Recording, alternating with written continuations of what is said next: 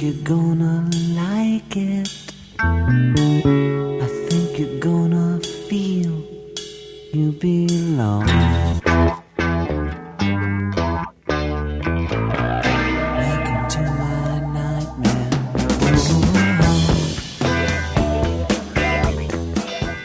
All right, 2 weeks in a row, a spooky tune. Yay. To open the podcast, and that seems appropriate. Welcome to my nightmare, Alice Cooper. Welcome. This is the Fright Club podcast. I'm Hope Madden. And I'm George Wolf, and we're from madwolf.com. Check out all the reviews of the new movies, and we're glad you're checking out our podcast, our weekly horror-filled podcast, Fright Club. Speaking of Alice Cooper, he's in that new... It's like Alice Cooper was gone for years, and now he's in that new supergroup. It's Alice Cooper and Johnny Depp, who we'll talk about this week, and Joe Perry, the Hollywood Vampires. You see that? They played on the Grammys.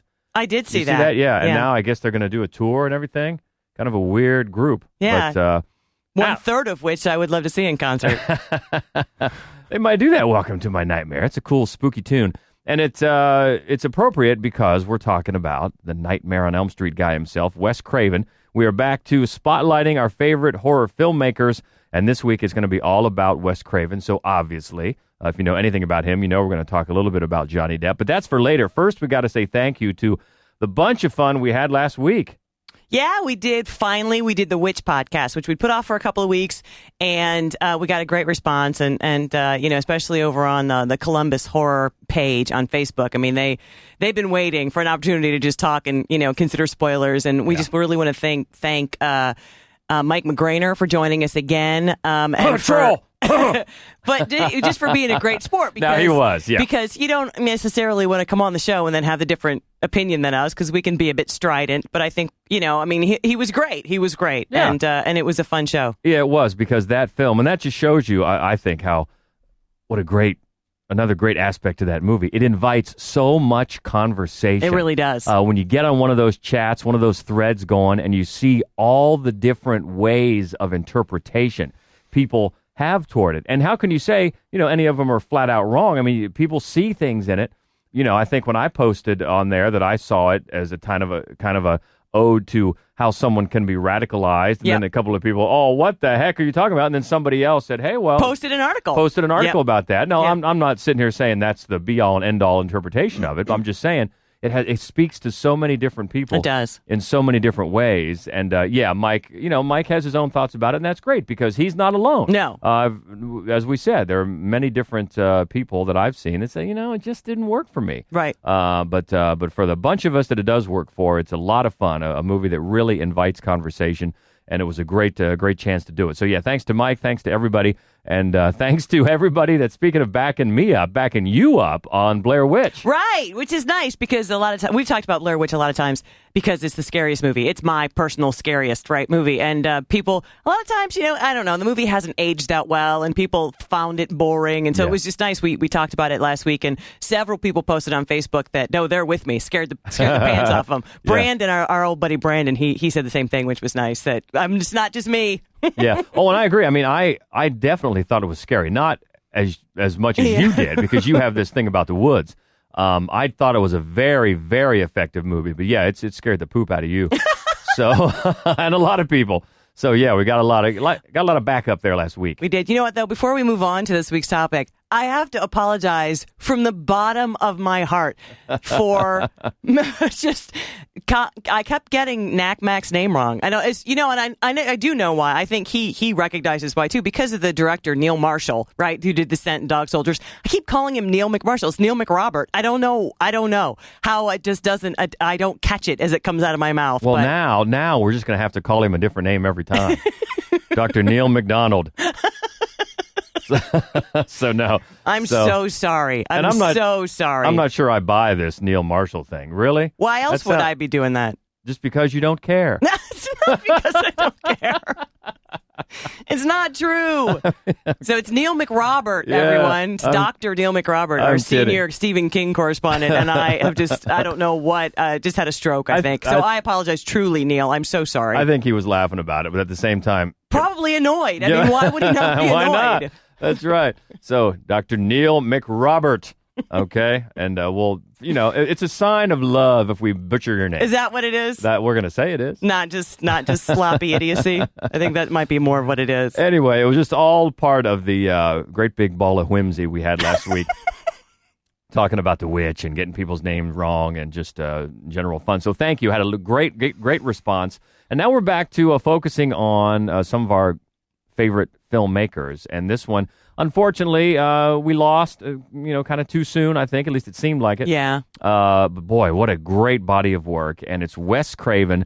And we will start back in 1972. At number 5 on our list, it's The Last House on the Left.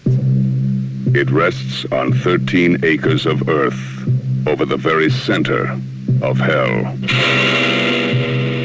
Here is the first motion picture to offer to the daring a look into the final, maddening space between life and death. The Last House on the Left.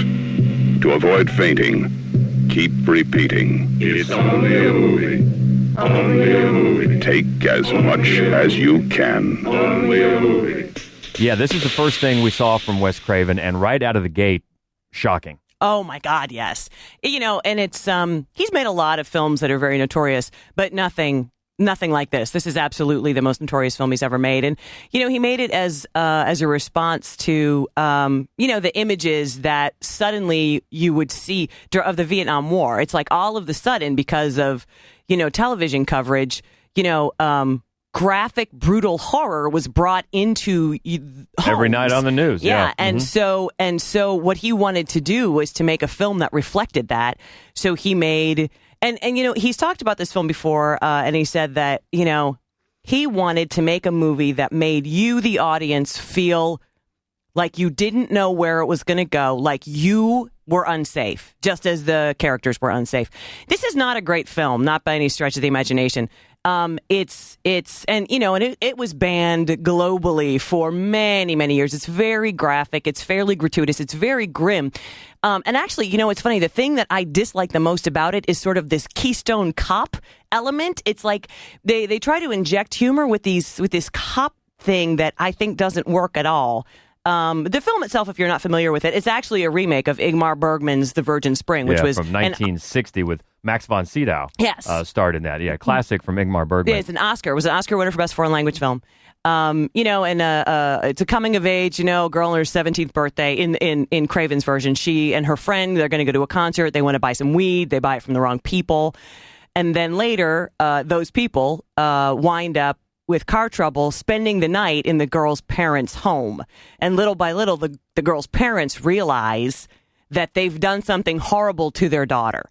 And so then the film just sort of examines how quickly civilized people will turn to bloodlust and vengeance. Mm-hmm. And then also that there's no satisfaction once you've done that. Yeah. And I think that, which is also the theme of the original. The movie is mostly known for some of its really notorious violence. There's a particularly bad stabbing. There's a biting incident. Mm-hmm. And the bad rape scene. There's a bad rape scene, yeah. There's a lot that got it, as you said, banned. He really had to do a little sleight of hand just to get an R rating. He fought with the MPAA board, taking out footage, got an X, took out more footage, got an X, and finally, I guess he had a friend of his at the film board just give him a rated R seal of approval, and he put it on the film and released it. Wow. So it was kind of not really an R. Yeah, that doesn't surprise me. But an R. There's no way that film was an R. There's no way. No. So it was going to get an X, and he did a little trickaroo to get an R. And the funny thing was, everybody, in addition to it being banned, and so many people hated it, none other than Roger Ebert gave it a 3.5 thumbs up, and he got a lot of pushback for that, about how he could support such an incendiary film, and that's just another little feather in his cap, right? For what he saw, for seeing something in there, right? And that's the thing. I mean, the acting is not great, but you know what? To be honest with you, it's not terrible. Especially the villains; they are super creepy. There is something, no matter what issues you have with the movie, when you're watching it, it's clear there's something to this filmmaker. There's absolutely something there. And also, I mean, just historically, came out in 1972. Texas Chainsaw Massacre came out in 1974. The Hills Have Eyes came out shortly after. It was sort of the dawn of a very new era, a savage 70s is what it's often referred to, of American horror films, independent American horror films, which is my personal favorite era of horror films, is the 1970s independent American horror films. And this is one of them, and it is one of the movies that kicked it off. Just savage, unpredictable, low budget, yes, and flawed in many ways, yes, but just brilliant, unsettling films. Well, at any time there's a movement like that, especially in the horror genre, you have to look at what was going on in the world or in the country. Absolutely. And as you alluded to, this was all about the Vietnam War and what people were seeing in their homes every night. Right. I mean, you could no longer rely on like spooky music and shadows up the hall if you were trying to startle viewers because of what it was they were seeing on TV every day. Yeah. Yeah. And also there's a subtext of, is this just for your entertainment? Yeah. You're seeing this. Are you entertained by this? There's that going on as well. But you make a good point about seeing, we see films, not just horror movies, all the time, obviously. And sometimes you'll see a movie or you'll see an actor or an actress or you'll see a director. And even though it's not that good, you think, there's something here. Exactly. There's talent there. Yeah. I know there is. And that's what you're talking about with this movie. You could just tell this person has something. And they'll get it. Mm-hmm. Maybe not this first time out, but they're getting there. Yeah, I agree with you. I'm not saying it's a bad movie. It's a hard movie to watch. Yeah. And, given the just restraints that he had with a budget, there are some issues to it. And also, it's just irredeemably grim. I mean, it's just... Woo. Yeah, but it's groundbreaking, and it's a tough watch, but it's worth watching. Yeah, and that is number 5 on our list of our favorite Wes Craven movies. Last House on the Left from 1972, and keeping in the 70s, and boy, keeping with a movie that you don't know what was going to happen, and you were on edge the entire time. It's The Hills Have Eyes from 1977. Mister, don't take your family back in that area. The silver has been gone for 40 years now. Besides, there's nothing back in there but animals. We're lost. The old creep told you not to get off the road. What began as a vacation ended as a nightmare. Hell to pay now. The Hills Have Eyes. The lucky ones died first. Yeah, this is really the movie that really made him and put him on the map as far as this is someone you have to watch. But this goes all the way back to 1977, and actually you found out here this week that maybe some people of a certain age don't know him as well as we had hoped. Yeah, it's funny. A girl that I work with, Annie, who's just a peach. She's absolutely adorable, but she's also like 23 years old. And she was asking me about the podcast because we talked about the witches last week, and I told her that this week we were going to do Wes Craven, and she goes, "What does that mean?" And then you said, "Yes, I do have my dinner at 4:30 every afternoon and get off my lawn."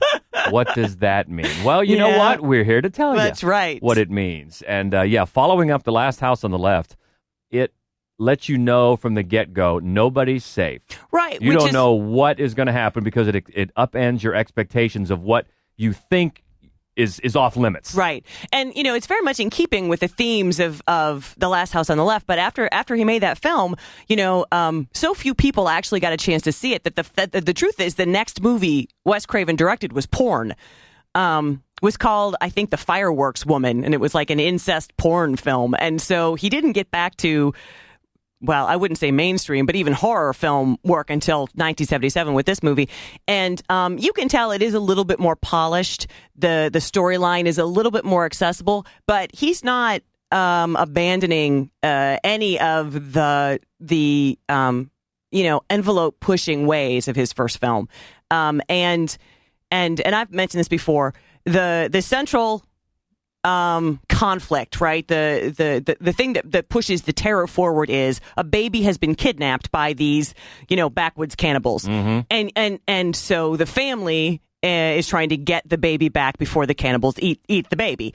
And if you're watching a horror movie, you don't think for one second that baby's going to get eaten. You're like, I mean, sure, this is the conflict. This is what's pushing the narrative forward, but obviously they're going to save the baby.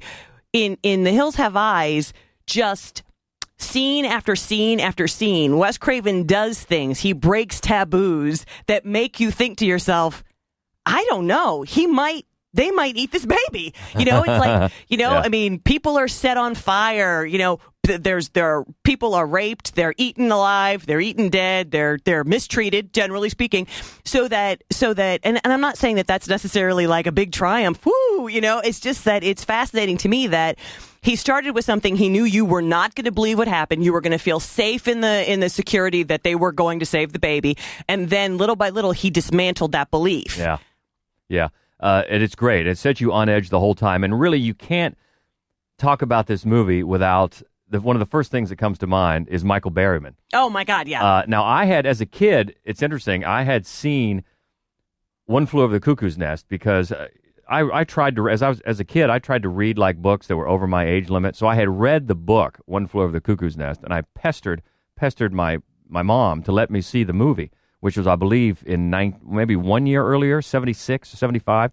So anyway, I had seen him, and a strange-looking dude. Now, in that movie, of course, he's not a scary character. But then when I saw the poster and the way he's looking in those eyes... the poster for Hills Have Eyes is awesome. Oh, my, because he's now, he's got a condition, it's hypohidrotic ectodermal dysplasia, I think is how you pronounce it. And what he has a lack of sweat glands, among other things. And that's one of the things. And he just looks so unique, and he can be so scary looking. And God bless him, he's made quite a career. Yeah. You know, still working. I looked on his IMDb page. He's got stuff coming out this year.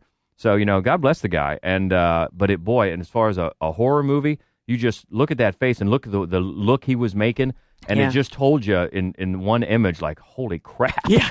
You know, I'm scared already. And it was basically, apparently it was based on the legend of a family, a feral clan who inhabited and roamed Scotland's East Lothian country. And that's a bad accent.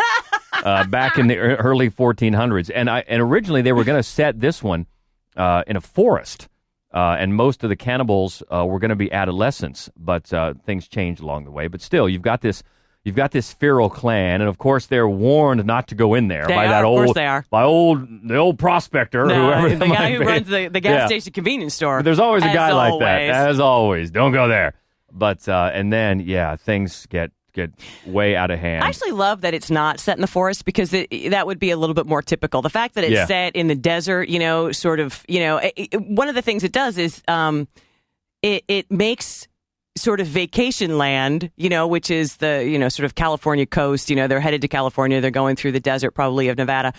It makes it seem so much more of a wasteland. It's like, how is it possible that this can butt up against, you know, the vacation wonderland that is California? It's an interesting, you know, it's like you don't have to go that far outside civilization to find this. And they really were out there. They were out there miles from any sort of civilization. They had to, you know, like truck everything in, and they worked in the intense heat, which is especially tough for a guy like Michael Berryman, who has no sweat glands. Yeah. It was over 100 degrees in the heat out in the desert all the time, and it does give you that desolate feeling, like there's nobody out here at all, which made it even scarier. And this was another one that just like The Last House on the Left, it was given an X rating. Yeah. And he did cut enough to get an R rating. And I guess unfortunately, the original director's cut is thought no longer to be even in existence, which is too bad.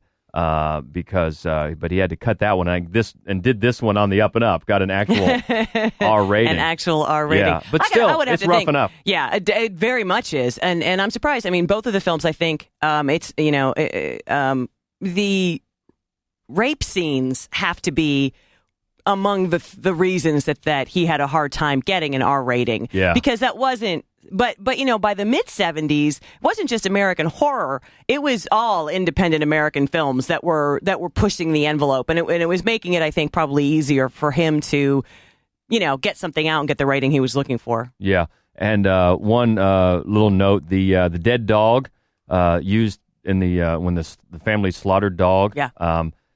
Widely believed to be a dummy. That was a real dog. It was a dead dog that Wes Craven bought from the county sheriff's He department. bought a dead dog. I guess, or yeah, they bought Beast. it. Beauty Yeah. and Beast. They were the two dogs. Yeah, Beauty, the one that got slaughtered. Yeah, that was a real Dead dog. carcass of a dog. Yeah. Yeah, so they tried to keep it real, I guess. But one thing we didn't talk about on the Last House on the Left, but it fits because with The Hills Have Eyes. Now they both had remakes, Right.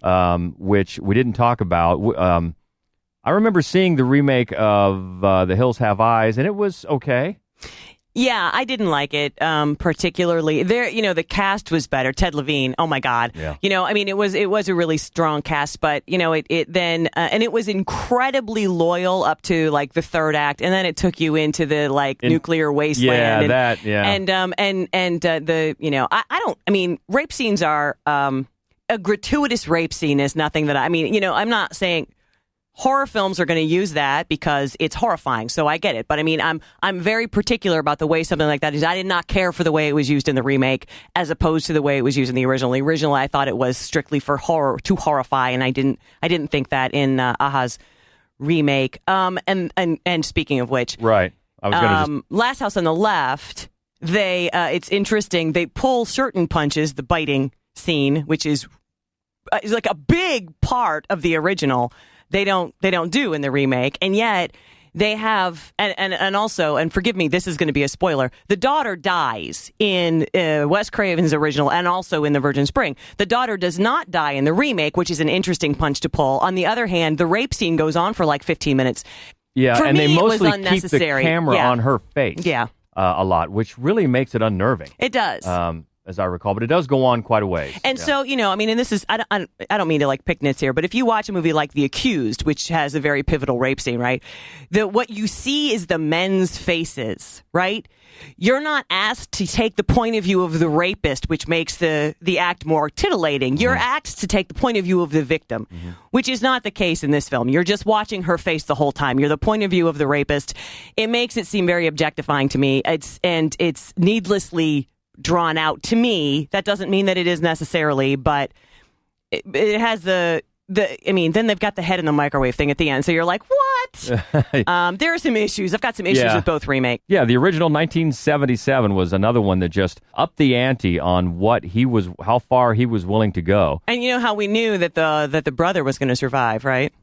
OSU t-shirt. Got an Ohio State fan out there in the desert. Woohoo! Buckeyes survive. That's right. So that is number 4 from Wes Craven. What does that mean? Countdown.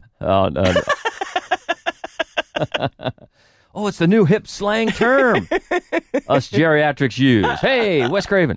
No, that's funny. So that going on to we're up to number 3, moving up to 1997. Scream 2. Hello? Hello, Sydney. Remember me? What do you want? I want you. It's showtime. Police are everywhere. There is some freaked out psycho trying to follow in Billy Loomis's footsteps. You probably already know. The way I see it, someone's out to make a scene. So it's our job to observe the rules of the scene. Number 1, the body count is always big. Number 2, death scenes are always much more elaborate. So with Scream 2, it's so hard to do a proper horror sequel. They usually are so bad, but Wes Craven already knew what he was doing with this, as did Kevin Williamson, the writer, which is to spoof horror sequels. Yeah. It was perfect. It was absolutely perfect. And it was even more meta than the original because they've got two things going on. First of all, the movie Stab, which is a movie of the Westboro murders, which is to say it's a movie version of the movie of the original. Which Robert Rodriguez directed.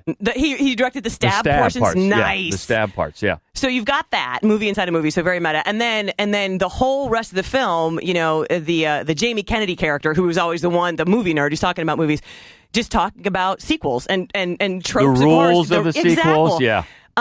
It's just so clever and fun. It's really clever and fun. And of course, I can't think of this movie without thinking of the time that we went to see it in the theater. Remember? The theater was packed. We were sitting way in the back. Yeah. And at the very beginning, when Jada Pinkett Jada Pinkett goes to the movie Stab with her boyfriend Omar Epps. Yeah, and she keeps Where's he been? She keeps asking him to get stuff, And I think at one point he says, don't you have any money? And she says, yeah, but basically I want to spend yours. And there's a guy sitting right beside me in the back of the theater who just yelled at the screen, "That's how it is." So that kind of just set the tone. Because passive-aggressive dig at the woman sitting next to him, I assume. So anyway, now usually I cannot stand it when people talk in movies.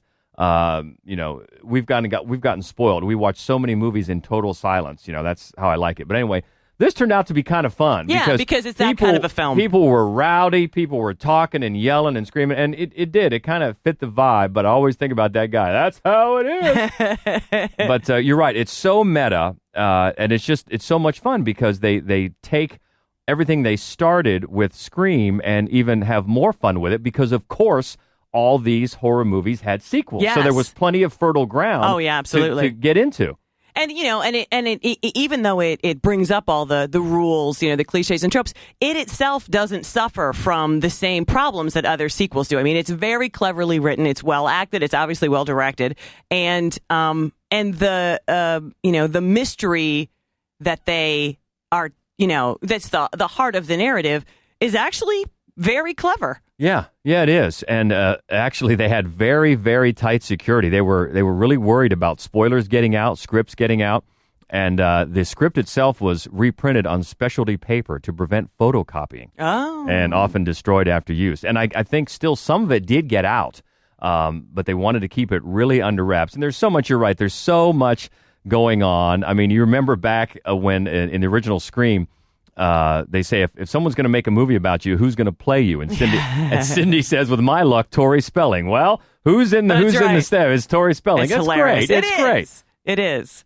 Yeah, and in this one of the things that Wes Craven did to up the ante with the cast, the guy who provided that iconic voice, right, is a guy named Roger Jackson. And in the first one, he wasn't around, but in this one, he had him on the set.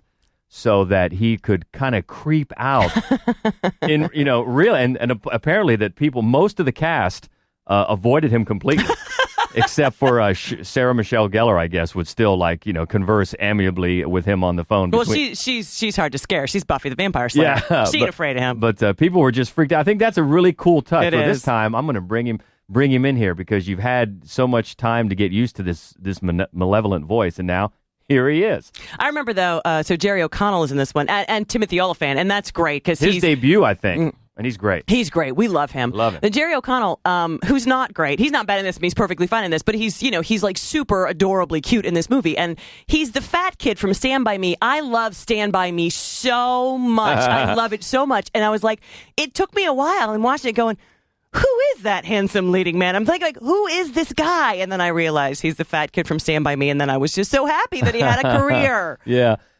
Kevin Williamson's script, which we've mentioned a few times on the podcast, is so clever. Oh, my God, yeah. But I guess there were parts of it where he just left it blank and said, Wes Craven will make it scary.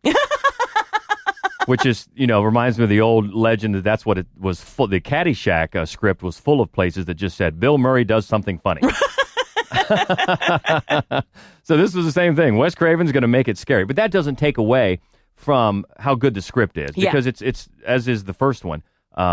It's really clever smart. And well done. And there are a lot of films. In fact, the scary movie films, for example, there are a lot of horror spoofs, or horror comedies that are poking fun at the genre from an outsider's perspective. They don't really care for horror movies, and so they are pointing out how bad they are. Right. One of the things that's great about this entire film series is that, Wes Craven is poking fun at it from the inside out. He obviously loves it. He's made a complete career out of it. And then, so I think that's one of the reasons it works so well, because the people who go to see these movies love these movies. Love them. And, we don't need you to wag your finger at us. Nope. It's even as much as it is sort of poking fun at the genre, it's doing it in a very loving way. So it makes the whole film feel sort of joyous. Very, very much so. Very much so. It's for the fans of the movie, and it is very from a place of respect, to be sure. But very cleverly done. Scream 2 from 1997 is number 3 on our Wes Craven countdown, and that moves up to number 2. One of the biggies from 1984, A Nightmare on Elm Street. No one knows where it came from or who it will visit next. Nancy? something wrong with you. You're imagining things. Whatever you do, don't fall asleep. A new masterpiece in fantasy terror. Nightmare on Elm Street.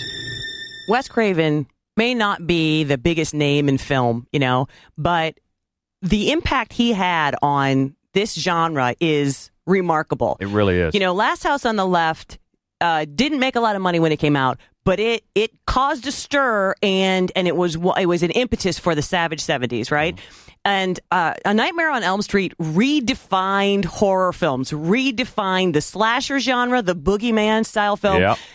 It was such a brilliant idea, right? Because nightmares, obviously, everybody's afraid. I mean, that's, when I was a little kid, that was the thing I was the most afraid of, is I was going to fall asleep, I was going to have a bad dream. Now, bad dreams were the thing I was the most afraid of as a child. And so the idea to me that dream will actually kill you, it's such a primal fear, and he executes it so perfectly. And not only did it kick off this new wave of horror films, but it single-handedly saved New Line Cinema. Yeah. They were going under. They were minutes from bankruptcy. It became known as the house that Freddy built. Yeah, very much so. And speaking of Freddy, he's only in this movie in about 7 minutes. Wow. Just about 7 minutes of screen time. And actually the first time that you see Freddy in the movie, it's not Robert Englund. It's a special effects guy because he was the only one who knew how to cut the glove and insert the blades. Mm-hmm. So the first time it's not Robert Englund. And he, I guess, originally didn't think of casting an actor to play the part. He thought it would just, all it would need was a stuntman. Wow. But then, as he got into it, no, this needs an actor's perspective. And Robert Englund said he based the physicality of the performance on Klaus Kinski's performance in Nosferatu the Vampire. Ooh. Yeah, sort of the way he moved and everything like that. And of course, he's become such an iconic figure in not just horror movies, but movies in general. And the one that always got me, we've talked about this before, when I saw it. When he's chasing Tina down the... And the arms. Yeah. The arms were long. That was just in one of the trailers, and that just freaked me out watching that. And that was, I guess they had guys with fishing poles on each side of the alley, and they were doing a marionette thing on a set of puppet arms attached to it. But something, I don't know what it was, something about that just freaked the F out of me. I was like, oh! That was weird. It was, and I think partly because, not a lot of people get, I mean, you have dream sequences in movies all the time. Not a lot of people get them right. What seems like a real dream logic and the sort of dreamy imagery that appear. And obviously this film was not made with a great deal of money. And obviously it seems to me that some of the places where they invested the money made good sense. The face stretching out of the wall behind the bed, or the arms stretching out, and then also, not that it cost much, but the chant and the hopscotch or the jump rope thing. I mean, they do a nice job of setting a creepy, am I awake or am I dreaming? Tone. Yeah, and it's all about, like you mentioned, it's all about primal fears, and that really fed into the glove as well, because Craven was studying and doing research about primal fears in the subconscious, and he found that one of the big primal fears across all cultures is animal claws. Oh, well, that makes sense. Yeah, and then he looked at, I guess he had a cat and saw that it's the cat, how he does its claws, and you got the two concepts kind of merged together. But in the original script, the blades were fishing knives. They turned out to be, I think, like razors. Steak knives, but in the original, the very first one. Okay. But but it's all about those primal type fears. So Wes Craven's a cat guy. I would not have thought that. I would have thought he was more of a dog guy. I guess so. But it's and the other thing that I know you appreciate in Nancy's TV. When she falls off to sleep, they're watching The Evil Dead. Yes. So we love those kind of things. But and of course it spawned, numerous sequels and reboots and everything like that. And sometimes then, in almost all of the sequels, first of all, Freddy has a much larger role because, as it turns out, they couldn't bring Johnny Depp. Well, they did eventually bring Johnny Depp back, but other than that, he was obviously the star of the original. And then his role became much more comedic, in the successive films. But none of them ever delivered the same punch as the original, even though they had more money to work with, and in a lot of cases better actors, although they were stuck with Heather Langenkamp for almost every one. And that scene where Johnny Depp dies is just awesome. It is. Well, first through of the all, bed and then it's 1984. That bare midriff shirt. Seriously? What are you in Wham? Nobody wore those. You know what else is nice? When he's about to die, he's laying there, he's listening to the radio, and the guy says, "It's midnight, and you're listening to station KRGR." Kruger. Nice. KRGR. Yeah, they're very clever, those filmmakers. Like that. But and then they just sucks him into the bed and he blows him out as just blood and pulp. Yeah, and I guess they used, I don't know, like 500 gallons of fake blood. Wow. Were used in that movie. But that's a very iconic scene. Oh, yeah, absolutely. Just shooting out there like that. I was a little kid and we were watching it at my neighbor's house on HBO and we were shouting. We're like, wake up! It's just like, no, don't You're kill the too cute one. to die. I know. We didn't know who he was yet. We just knew he was way too cute to be dating Heather Langenkamp. Well, that's how he got the movie, isn't it? Legend has right. it. Is because he wasn't going to. Wes Craven didn't really like him particularly, and Wes Craven's daughter was just like, he's a dreamboat. And he didn't see it, but he knew the teenage girls would, so he hired him, and that was obviously quite wise. But, going back to the beginning of what you said, there's really no way to overstate the influence this had just on the genre in general. I mean, it's just like a watershed moment. Yep. When this came out, and boom, a whole new genre was kicked off, a whole new rebirth of these sort of movies, and you can trace it all back to 1984 and the classic A Nightmare on Elm Street, and that takes us up to number 1. And this was, I would guess this was this a tough back and forth between a little bit. number 1 and number 2? A little bit. But this is a goodie, and we already talked about its sequel, the original Scream from 1996. Someone is playing a deadly game. It all began with a scream over 911. Someone who's seen one too many scary movies. Now he's taken his love of fear Hello? Hello, Sydney. one step too far. Do you like scary movies? What's the point? They're all the same. Some stupid killer stalking some big-breasted girl who can't act, who's always running up the stairs when she should be going out the front door. It's insulting. Turned out to be called Scream, but the original working title was Scary Movie. Wow. Which I think got used later. But but you can see how that would be, because that's what they were doing. Yes, they were taking off on the Scary Movie. Although I love with the mask, with the munch face mask. I mean, Scream is a perfect title for it. The mask became iconic, the whole thing. But it goes back to a lot of the elements that we already talked about with Scream 2, is that the fact that how they're lovingly sending up the whole genre from a place of respect. Right, and how they are drawing attention to the cliches of the genre so that they can surprise you with the way they implement them. I mean, it's just brilliantly done. And one of the reasons that this got the nod over A Nightmare on Elm Street, even though I deeply love A Nightmare on Elm Street, is that the acting is just so far superior in this film. It is. Like, you never have to take a step back and go, oh, John Saxon, come on. The performances are just great, and some of them are so funny. Henry Winkler, I mean, what a great addition to that cast. Skeet Ulrich, Johnny Depp. And by the way, Henry Winkler, if you notice, when he opens up his closet, his black leather Fonzie jacket is hanging there, which I loved. If you love Fonzie as a kid as much as I did, that was great. Well, there are so many little dots. I know. Obviously, Wes Craven is in the film as the janitor named Freddie. Yep. I mean, there's just so many perfect little just winks inside this film. Linda Blair, yes, our buddy Linda Blair has a cameo, which is great. And also, one of the things, I think we've talked about this before, and talk about upending audience expectations. Now, Drew Barrymore was originally cast as Sydney in the Neve Campbell part, but she said that if she played Casey, it would make the audience, when she dies right away, they wouldn't it would expect make the audience think that what's going on, right. which is a very astute move. I think she may have been one of the producers. I think this was one of the first films that she produced, and so, very savvy. Very savvy, because it's exactly right. You think, Drew Barrymore's a big star. Yeah. And that happens a lot, because it's one of the reasons why a film like, say, Seven didn't list Kevin Spacey as an actor on in the opening credits, because then you would think, well, where is he? Right. And then you would think one thing would lead to another. That was perfect. It's kind of the same way here. That you think a big star like Drew Barrymore is going to die in the first 5 minutes. Right. What the heck? Yeah. So it was a great move. Yeah.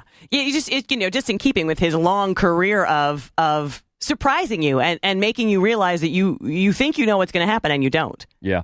And one of the other funny things, although it's not really played out as a joke, but the house that Casey is in when she gets that call, it's right there in Santa Rosa in California, and it's directly facing the house that they used in the movie Cujo. Which is just a little trivia for the horror nerds. But you know what? If you haven't seen it, there's I think you can just find it online now. There's a short called Night of the Slasher, which we both really liked. Came out last year. It did really well in festivals around the world. And the opening scene with Drew Barrymore, when I was watching the short Night of the Slasher, it made me think of that. I mean, it's another very, very clever upending of genre tropes, and it's set in a living room, and it put me in the mind of the opening sequence of Scream. Yeah, it's a really good short, and I think. Is it a short they made to try to get money to make a... I would really like to see. I think there's something here with this director because it's a really good short. If you can find it, Night of the Slasher is worth checking out. We did a write-up about it on our website a few months ago, and I think it was still making the festival round, so I don't know whether it's out there for free or not. But if it is, check it out. Anyway, back to Scream. Yeah, it's the way they just do the whole thing with... This is where the rules started, you won't survive if you have sex. You will not survive if you drink or do drugs. You won't survive if you say, I'll be right back, which is awesome, and that's exactly what happens when Rose McGowan, she goes for a beer. Yeah. I'll be right back, and boom. So that sort of stuff is just great. Yeah. Well, and the other thing, Matthew Lillard is so perfect in this movie, just big googly eye, all teeth, goofball, and I just loved him from this movie onward. I just think he's the casting is really, really solid in this film. And, the whole Gale Weathers bits, they just do, and it's a big group of people, and they do a great job of layering. I mean, it isn't just a spoof of horror cliches. It's an actually very clever murder mystery at its heart that does truly keep you guessing the entire time. And you know what? It loves the slasher. It is a slasher. It's a big ass butcher knife. It's exactly what you want to be seeing if you're in the mood for a slasher film. Yeah, if you remember, it was actually released 5 days before Christmas. And the studio's thinking was that during that season, family-friendly movies get released, so they wanted to give an alternative. Yeah. And it didn't do well that first couple of weeks, but then the word of mouth just spread and spread, and with every week, it went up in the box office, as opposed to down. Which you rarely see. Very rarely. And by the end, back in '96, it made over $100 million, which was huge. Huge. So, yeah, you think about where they were coming from. You see that a lot sometimes with a big weekend of, like, say, Memorial Day or something, and you get a superhero movie, and then some little movie will open because I want to give an alternative audience something to see. And that's what they were trying to do, and eventually it worked. Yeah. I do want to, before we give up, he made so many movies, and a lot of them were very good, and a lot of them sucked outright. So I just want to quickly, some of the other ones that are mediocre but decent, Serpent in the Rainbow, it's got some moments. People Under the Stairs, it's got some moments. It's got some bad moments, too, but it's got something to it. Scream 3 is almost as fun as the first two. New Nightmare is very clever, very meta, like his first really meta film. Swamp Thing is, kind of fun. Red Eyes. Adrienne Barbeau. Red Eyes got some moments. Cursed has a couple moments. But really, I want to run over some bad ones because he made some bad movies. Shocker. Oh, I forgot about that. My Soul to Take. That was like one of his last ever films, and it was really bad. Vampire in Brooklyn. Oh, my. Eddie Murphy. Ugh. Hills Have Eyes 2. Yeah. Oh, my God, was that bad? And Deadly Blessing. Behrman again. So bad. Yeah. Sharon Stone. Okay. It's really bad. All right, so there's a few clunkers in there, but definitely some worth celebrating, and that's what we're doing. Our top 5 Wes Craven movies. The man definitely earned his legendary status, and you know what? That leads us up to just in a few days, we're going to be doing our next Fright Club Live event, and we're excited because it's just about time to celebrate St. Patty's Day. That's right. George is in here doing a jig. We're going to show Grabbers, which is so much fun. It is such a fun movie, and we're going to count down the 5 best Irish horror films. This is one of those where you're talking about if you have friends who don't really like scary movies, this is one that come out to and like because it's fun and funny. Yeah, we try to do that every few months. Like a Tucker Throw one Dale in there where you can bring a date. Yeah, right. Tucker and Dale. Slither, those kinds. This is like that. Yeah, it's a scary movie. It's a creature feature, and it's funny. It's really, really funny, and it's very clever and well put together. And some good CGI effects in there too. If really you like that. Good. Yeah, really, really good. So that is going to be this coming Wednesday. That will be March the 9th. at Gateway Film Film Center, High Street, Columbus, Ohio. We start in the Torpedo Room with a little happy hour. We'll start that about 6:30, and then we record the podcast about 7:30, and then we go right into the movie at 8 o'clock. And please keep the conversation going. What do you think about the Wes Craven list? Did you like some of those that we listed as clunkers, maybe? And what do you think about this list? Maybe you don't like the choice for number one. Maybe Nightmare should have been number one. That's fine. Let us know. At Mad Wolf, MADDWOLF. Also, Mad Wolf Columbus on Facebook works well, and you can catch us most of the time in and out on ScreenRelish.com. And by the way, Craig, the head honcho over at Screen Relish, reviewed a new horror movie out this week for us. We didn't get a chance to see it, called The Other Side of the Door. So you can catch his review, and he kind of liked it. Yeah. On madwolf.com right now. So thanks to Craig for that, and you can always check us out over at ScreenRelish.com. Lots of ways. Lots of ways. So until then, we hope to see you Wednesday for Fright Club Live. This is the Fright Club Podcast. I'm Hope Madden. And I'm George Wolf. Stay frightful, my friends. Welcome to my nightmare.